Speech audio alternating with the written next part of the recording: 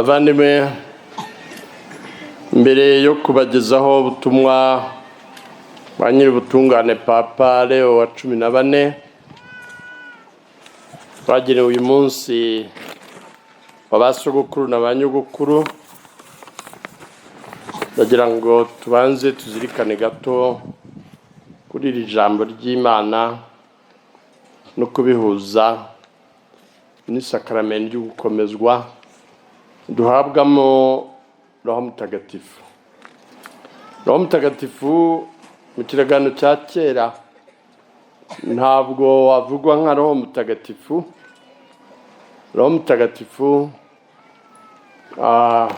vugwa nk'umwuka w'Uhoraho ukubiyemo ingabire nyinshi n'ubukungu bwinshi,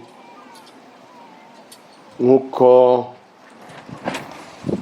tuza kubyumva za ngabire za Roho Mutagatifu: ubuhanga, ubwenge, ubumenyi, ubusabaniramana. Nibyo rero mu isomo rya mbere umwami Salomoni yahawe amahirwe. Nyagasani aramubwira ati, Salomoni, saba icyo ushaka. Utekereze Imana ikubwiye ngo saba icyo ushaka, kandi ishobora byose, ifite byose. Salomoni ntabwo yasabye ubukungu, amafaranga, ni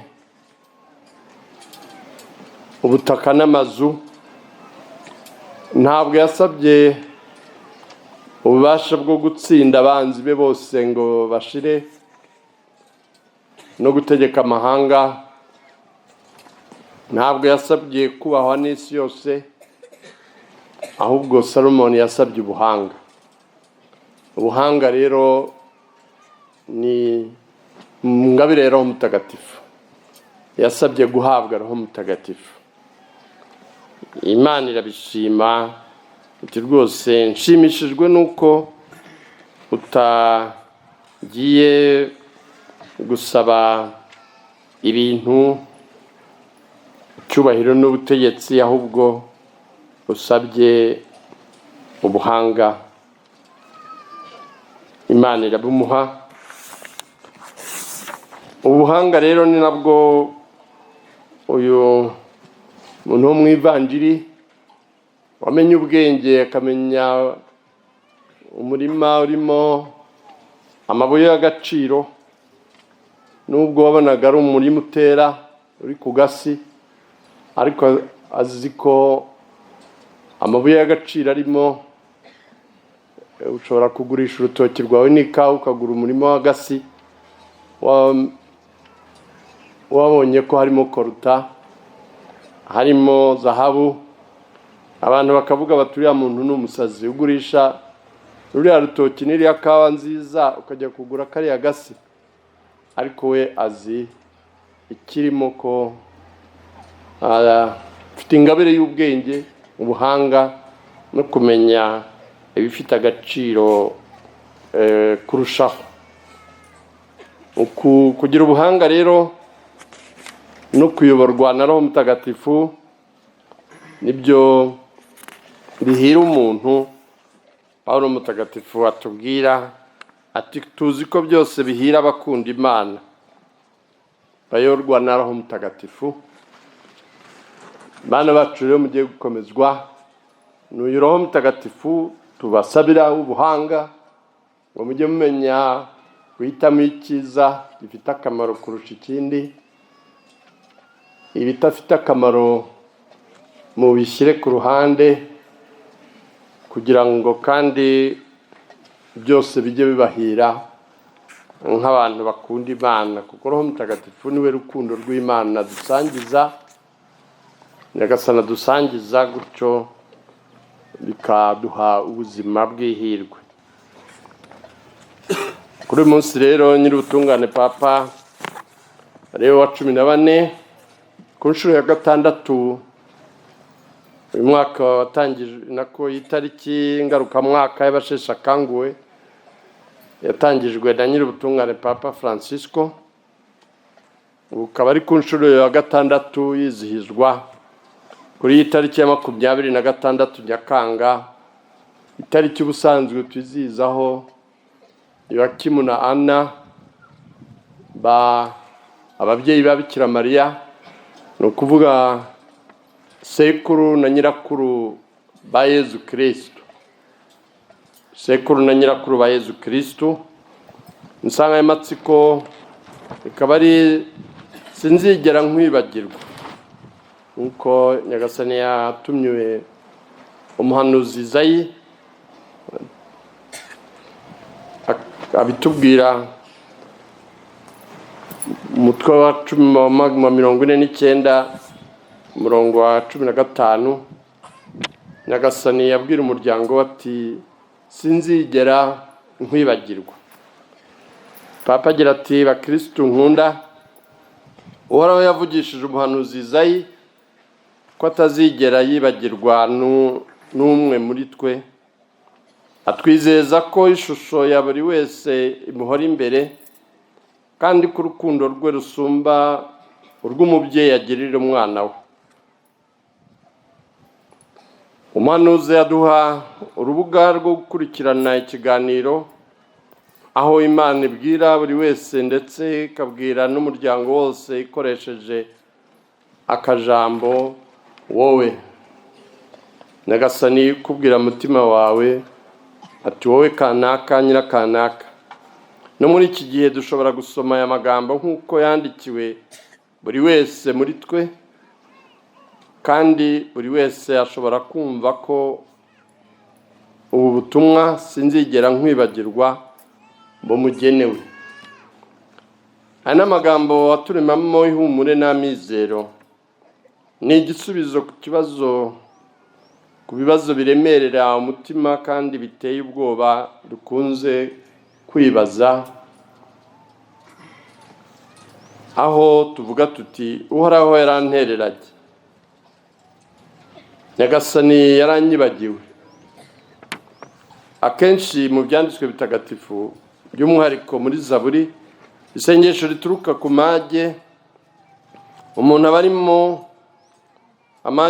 arimo akumva ko akababaro ke ntawe gashishikaje, ndetse ko ntawe umwitayeho.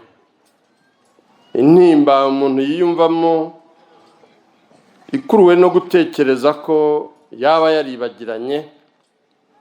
Abantu benshi barayisangiye, cyane cyane abageze mu zabukuru.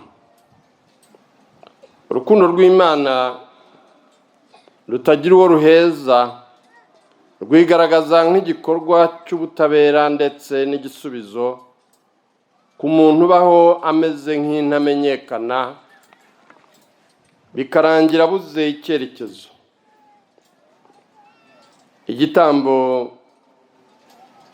Igitambaro gisa n'igitwikiriye ubuzima bw'abantu benshi bageze mu zabukuru, gihanagura ibiranga isura yabo, bikarangira kibabereye impamvu yo kwibagirana. Nabyo biba mu ngo ziganjemo ubwigunge no mu bigo byita ku barwayi, aho usanga ubwigunge bwa buri murwayi buhuzwa no kumenya nomero y'igitanda cye cyangwa se nomero yo kwivurizaho. Uvuga ngo umuntu akaba asigaye ari nomero, wa murwayi uri kuri nomero gitanda kanaka, wa murwayi urwaye uburwayi, izina rye, amateka ye akaba ntawe uyagarukaho, nta n'uyamenya. Akaba ari umuntu wakoze ibintu bihambaye, wagiriye abantu benshi akamaro, wagize uruhare rukomeye mu mateka, ariko aho ari kwa muganga cyangwa mu kigo cy'abasheshe akanguhe, akaba ibyo byose ntawe ubyibuka, ntawe ubimenya, n'izina ntawe ukirimenya, asigaye ari wa murwayi we ku gitanda nomero 10-15, wa murwayi urwaye umutwe, wa murwayi wamugaye. Nicyo nyir'ubutungane yatubwira ko agaciro n'icyubahiro, amateka uwo mubyeyi ukuze aba yaragize, ugasanga ntawe ukiyamenya. Ngo tubishimire Imana nawe tumushimire. Kwizihiza rero umunsi mukuru w'abasogokuru n'abanyogokuru n'abageze mu zabukuru ni umwanya wo kwibukiranya ko Kiliziya ihamagariye kuba umubyeyi wa bose, ndetse no mu bigero bitandukanye by'imyaka, kugira ngo abantu biyumvemo ko ari abana b'Imana. Nyir'ubutungane Papa agira ati, ndabasaba ko uyu munsi ugarura imbaraga mu bantu bose, by'umwihariko mu rubyiruko, imbaraga zo gusura abageze mu zabukuru bo mu muryango ndetse n'abatagira babasura. Binyuze muri ubu butumwa ndetse no mu bwitange bwanyu, nimubagaragarize ko mubari hafi kandi Papa abakunda. Mukora ibishoboka byose kugira ngo amagambo y'umuhanuzi sinzigera nkwibagirwa abe ikimenyetso cyo kubagaragariza ubwuzu n'urukundo. Mu gihe isi ya none irangwa no kwihutisha byose no kutarangiza neza ibyatangiye, umubiri w'umuntu wari ukenera kuvurwa no kwitabwaho n'ibiganza byuje ubwuzu, umutima mwiza n'amagambo meza. Ikoranabuhanga rigezweho rifasha abantu kuvugana no kungurana ibitekerezo, bigafatwa nk'aho basuranye. Nyamara umutima w'umuntu ugumana inyota ndasimburwa yo guhura imbona nkubone n'uwo ukeneye, nk'uko yabivuze mu rwandiko aherutse gusohora Magnificat Humanitas, ibitangaza bya muntu, nomero 239. Ni ukuvuga ngo muri iki gihe kubera itumanaho, telefone umubyeyi, telefone umuvandimwe, ukavuga uti ndamusuye, birahagije. Kuvugana kuri telefone ntabwo bihagije. Guhura mukaramukajya, mugahoberana, mukicarana amaso ku yandi, hari icyo byongera ku ijwi rinyuze mu byuma. Kiliziya izirikana ububabare bw'abana bayo bageze mu zabukuru. Kiliziya izi ko bavugwaho byinshi ndetse bakanafatwa nk'umutwaro. Izi neza ko ubukungu bushingiye ku nyungu bugabanya umubano w'imiryango. Turabibona kenshi, usanga iyo abantu basangira duke bafatanya, bagira ubumwe n'ubuvandimwe. Ugasanga igitangaje ari uko bagenda bagwiza umutungo, ariko bagenda barushaho kutumvikana ndetse no kuwupfa. Umubano w'imiryango ugakendera. Kiliziya izi ko abantu benshi bageze mu zabukuru batereranywe n'abana babo, bagahatirwa kwimukwa cyangwa rimwe na rimwe bakajya ku rugamba. Abana bajya gushaka imibereho cyangwa mu zindi nshingano, biba ngombwa bagasiga ababyeyi. Kubera imwe muri izo mpamvu, Kiliziya yishimira kwamamaza isezerano rya Nyagasani, sinzigera nkwibagirwa.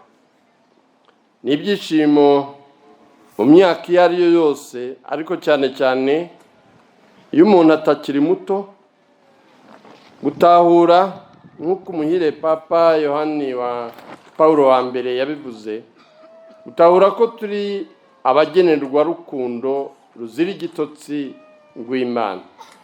Turabizi buri gihe aduhozaho ijisho ndetse n'igihe tuba tumeze nk'abari mu mwijima w'icuraburindi. Ni data twese birenze ni data wa twese, nubwo bidahita byumvikana. Ikiri ukuri ni uko no mu zabukuru tutigera duhwema kuba abana. Niyo mpamvu ubutumire bwo kugaruka mu biganza by'Imana yo ifite urukundo rwa data ikagira n'urukundo rwa mama buhorana agaciro. Ni umubyeyi ufite indangagaciro n'ingabire z'umubyeyi mama n'umubyeyi data. Kuri benshi ubwuzu bw'Imana bwigaragaza mu buzima bwose, rimwe na rimwe ndetse no mu bihe bya nyuma byo kuba kuri iyi si. Mu by'ukuri bitandukanye no mu bihe byashize, bikunze kubaho ko umuntu yasaza ataragira ukwemera. Hari n'igihe biba bibabaje kurushaho, umuntu akagera mu zabukuru agasaza ataragira ukwemera. Bibaho cyane cyane muri iki gihe. Muri icyo gihe ubukure bufatiye ku bibazo umuntu yibaza muri icyo gihe bwashobora kutubera umwanya uboneye wo gutangira cyangwa se gusubukura ubuzima bwa roho, kubakoraho ubutumwa no kubafasha kugira amizero y'ubuzima bwa roho. Muri iyi nzira nshya umuntu ashobora kumenya ko Imana, nk'uko Mutagatifu Agustina abivuga, ari umubyeyi, kuko Imana ifubika, kuko Imana igabura, ifubika, yonsa, irinda abayo. Gusubiza ubwenge ku gihe nibyo bifasha kutagira ipfunwe kubera intege nke zigaragara, ndetse no kumva ko twese buri gihe dukeneranye kandi ko twese dukeneye kwitabwaho no kuvurwa. Dushobora kuganira n'Imana mu isengesho ryuje ukwizera, kubera ko Imana yatwiyegereje, bigatuma tumenya ubuntu bwayo. Nta na rimwe umuntu yavuga ko yakererewe mu kuganira nayo.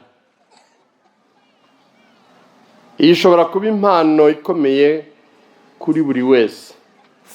Inshuti, bavandimwe mugeze mu zabukuru, Papa Francisco yabavugaga nk'aho muri uyu muryango mushya, kubera ko nta kindi gihe mu mateka ya muntu twigeze tugira umubare munini w'abakuze kuri uru rugero. Twebwe ntabwo navuga ko bitaratugeraho ko basegukuru na ba nyogukuru aribo baba benshi ugereranyije n'abato, ariko hari ibihugu cyane cyane biriya bihugu byateye imbere, byatubanjirije amajyambere ndetse no mu bukristo, aho usanga abantu bakuze aribo benshi kuruta abato. Nibyo rero nyir'ubutungane Papa avuga ko aribo bwa mbere mu mateka isi igira umubare munini w'abakuze kurusha abato. Ni ngombwa rero kuruta ikindi gihe cyose kungurana ibitekerezo namwe umuryango mushya, kuvuga umuryango w'abasheshe akanguhe, ubwo twakwitwara mu muhamagaro wacu mu gihe cy'intege nke zimwe tugendana kuva ku munsi w'amavuko, mu gihe noneho zizaba zifite ijambo rikomeye kuri twe. Intege nke y'umuntu ari umwana akambakamba aterurwa, intege nke niyo yigiye hejuru ari umusore yarwaye ari ku gitanda, intege nke none iyo zigeze mu zabukuru ko mu buzima bwacu tumenya kubana n'izo ntege nke, noneho tukakira Nyagasani uduha imbaraga z'umutima mu gihe imbaraga z'umubiri zikendere. Mureke mbabwire ntimukagire ubwoba bwo kuba abanyantege nke. Izi ntege nke zifitemo ubundi bubasha bwo kumurikira ibindi byiciro by'ubuzima. Ibyo ni ibintu Nyir'ubutungane Papa Francisco yatugaragarije mu myaka ye ya nyuma. Yagendaga isi yose ari mu kagare, yasuraga abantu ku mpande zose z'isi bamucunga mu kagare, ariko ntacike intege. Kandi ubwo buhamya, izo mbaraga z'umutima n'ubutwari bikakomeza abantu. Iyo umuntu yashoboye kubyumva kandi akiyakira, intege nke zifungurira imitima, zifungurira umutima gufashanya n'abandi ndetse no gutakambira ushobora gutanga ibirenze ubushobozi bwa muntu, ubwiyunge bw'imitima n'amahoro y'ukuri. Mu by'ukuri umugabo n'umugore bashobora kongera kuvuka mu gihe cy'izabukuru, ndetse amagambo y'umuhanuzi Izayi bakayagira yabo, ahagira ati muzakizwa nuko mungarukiye kandi mugacisha make, muzaterwa imbaraga nuko mutuje kandi mukanyizera. Uwo ni Nyagasani ubivuga. Imbaraga nke zishobora guhinduka impamvu zo kutirukira mu guharanira ibyubahiro n'ububasha kugira ngo umubano ushoboke, ahubwo igikenewe ni ubwiyunge n'amahoro arambye. Muri iki gihe cyaranzwe cyane n'intambara n'urugomo, abantu benshi bibaza uko isi bazaraga abuzukuru babo izaba imeze. Ati ndabasaba bavandimwe nkunda kwifatanya nanjye, dusenge dukomeje kugira ngo amahoro asakare mu isi yose bidatinze. Inshuti bavandimwe mugeze mu zabukuru, ndabashimira ko mumfasha buri munsi munsabira, cyane cyane iyo muvuga rozari. Nanjye mbasabira n'umutima wanjye wose, ndetse dore icyo mbifuriza: Nyagasani yabahe kwivugurura buri munsi mu kwemera, ukwizera n'urukundo, we utigera atwibagirwa bibaho. Mu butumwa bwa Nyir'ubutungane Papa Leo wa 14 bwandikiwe Vatikani ku ya 15 Kamena 2026.